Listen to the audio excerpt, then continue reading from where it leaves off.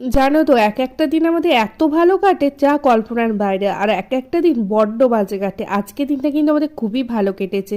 আমি আর ছোট বোন যেহেতু স্কুটিতে যাব, তাই আমরা একটু পরে পরে রেডি হলাম। ওইদিকে মা, কাকিমা, দিদি, বোন সবাই রেডি হয়ে বেরিয়ে পড়লো টোটোতে। ওরা মনে হয় পৌঁছে গেছে। এই দেখো ওরা পৌঁছে গিয়ে মায়ের মন্দিরে বসে আছে, তারপরেই আমরা চলে আসলাম। আর মায়ের মন্দিরটা কিন্তু তোমরা আগে হয়তো ব্লগে দেখেছো, অনেক পুরোনো ছিল, তো সেটা ভেঙে এখন নতুন হচ্ছে। আর নতুন মন্দির হওয়ার পর আমি এই ফার্স্ট টাইম এলাম। তো এদিকে পুজো আরম্ভ হয়ে গেছে, তোমরা কিন্তু একবার পুজোটা জাস্ট শোনো।